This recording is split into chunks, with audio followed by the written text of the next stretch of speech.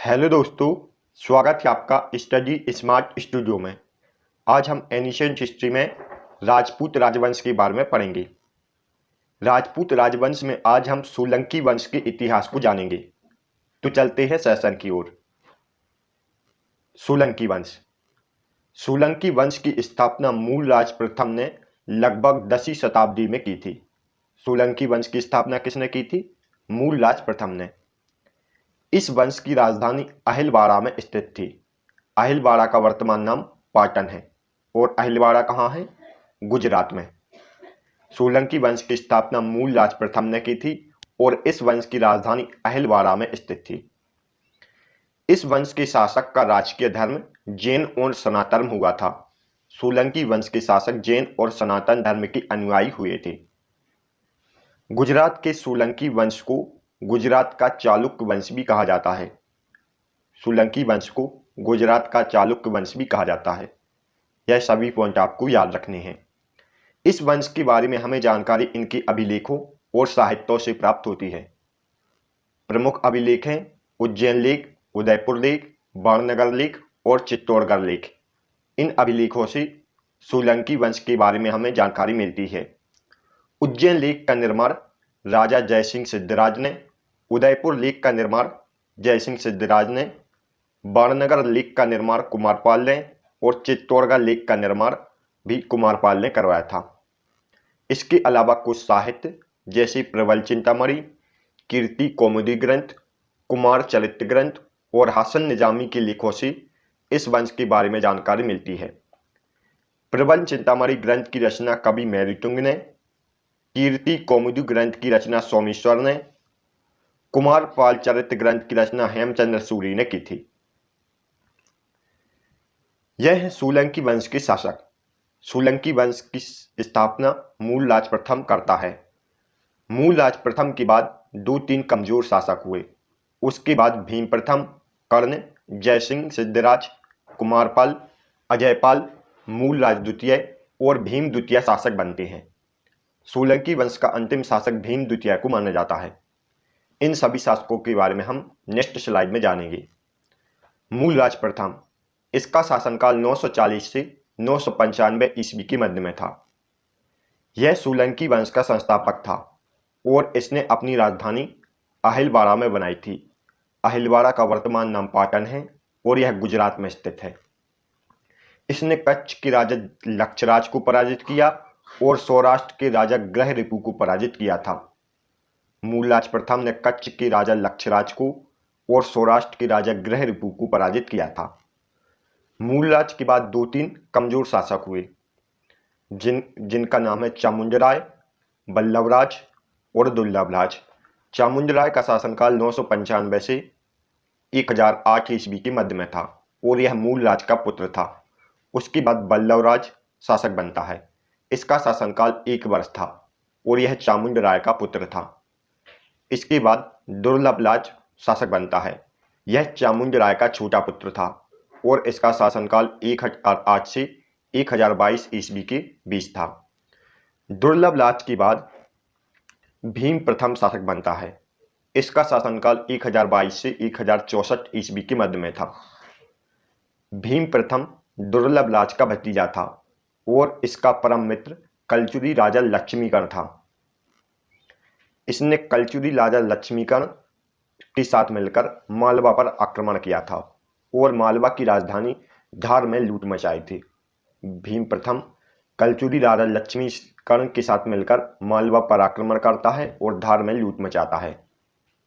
इसी के काल में महमूद गजनबी ने सोमनाथ मंदिर को लूटा था।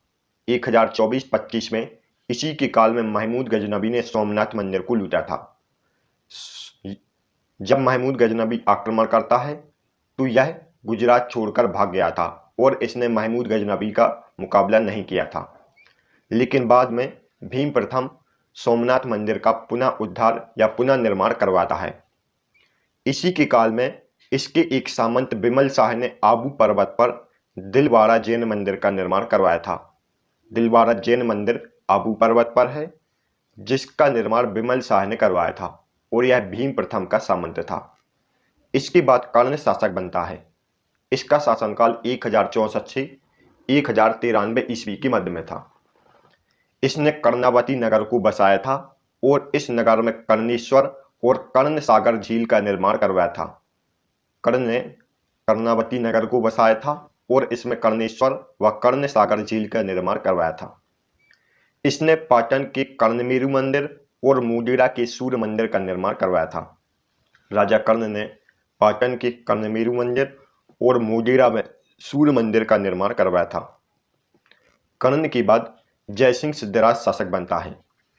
इसका शासनकाल 1093 से 1043 ईस्वी के मध्य में था। जयसिंह सिद्धराज कर्ण और मलय मल्ल देवी का पुत्र था और यह शैव धर्म का अनुयायी था। इसने राजा यशुवर्मन को पराजित किया था। जयसिंह सिद्धराज ने परमार वंश के राजा यशुवर्मन को पराजित किया था और पराजित करने के बाद अवंतीनाथ की उपाधि धारण की थी। इसने सिद्धपुर में रुद्र महाकाल मंदिर और अहिलवाड़ा में सहस्त्रलिंग मंदिर का निर्माण करवाया था। जयसिंह सिद्धराज ने सिद्धपुर में रुद्र महाकाल मंदिर और अहिलवाड़ में सहस्त्रलिंग मंदिर का निर्माण करवाया था। इसी ने आबू पर्वत पर अनेक मंडपों का निर्माण करवाया और अपने 7 पूर्वजों की गजारूही मूर्तियां का निर्माण करवाया। जयसिंह सिद्धराज आबू पर्वत पर अनेक मंडपों का निर्माण करवाता है और अपने पूर्वजों की गजारोही मूर्तियों का भी निर्माण करवाता है।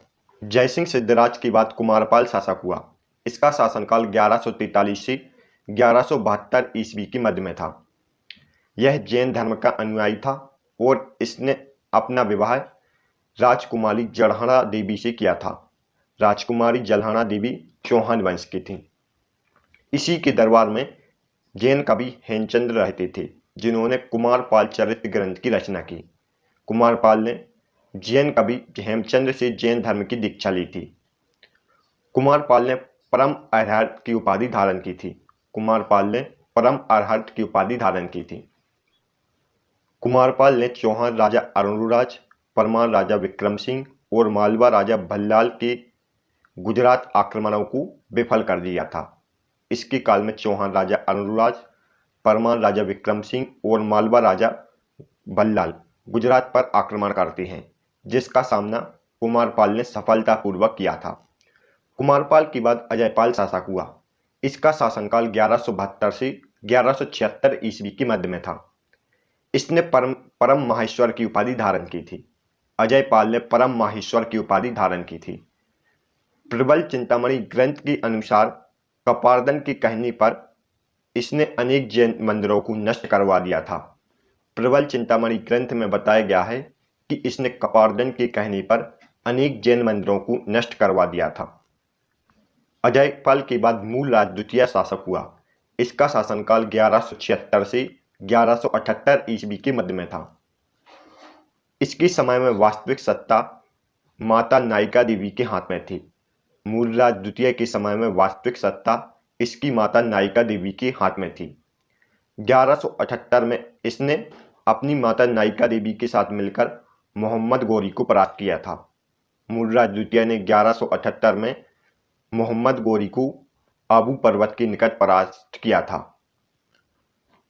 मूलराज द्वितीय के बाद भीम द्वितीय शासक हुआ। इसका शासनकाल 1178 से 1239 ईस्वी के मध्य में था। इसका अन्य नाम भोला भीम था। भीम द्वितीय को भोला भीम भी कहते थे। इसके काल में इसके एक मंत्री लवण प्रसाद ने गुजरात के दक्षिणी भाग में बघेल वंश की नींव डाली थी। भीम द्वितीय के काल में इसका एक मंत्री लवण प्रसाद गुजरात के दक्षिणी भाग में बघेल वंश की नींव डालता है। इस कारण भीम द्वितीय को भोला भीम कहा गया था। यह सोलंकी वंश का अंतिम शासक था। भीम द्वितीय सोलंकी वंश का अंतिम राजा माना जाता है। इसके काल में 1297 में कुतुबुद्दीन ऐबक ने अहिलवाड़ा पर आक्रमण किया और वहां लूट मचाई थी, लेकिन यह उसके बाद भी शासन करता रहा। लेकिन 1239 ईस्वी में इसकी मृत्यु हो गई। जो बघेल वंश चल रहा था उसने कुछ समय के लिए गुजरात पर शासन किया।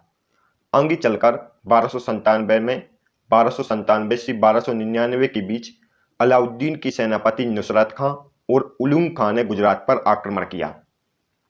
इस समय गुजरात में बघेल वंश के शासक राजा कर्ण शासन कर रहे थे। नुसरत खां और उलूग खां ने इसको पराजित करके गुजरात को दिल्ली सल्तनत में मिला लिया था। इस प्रकार गुजरात का दिल्ली सल्तनत में विलय हो गया था। Thanks for watching. यदि आपको हमारी वीडियो पसंद आई हो तो आप हमारी वीडियो को लाइक और चैनल को सब्सक्राइब जरूर करें। तो मिलते हैं नेक्स्ट वीडियो में, तब तक के लिए गुड बाय।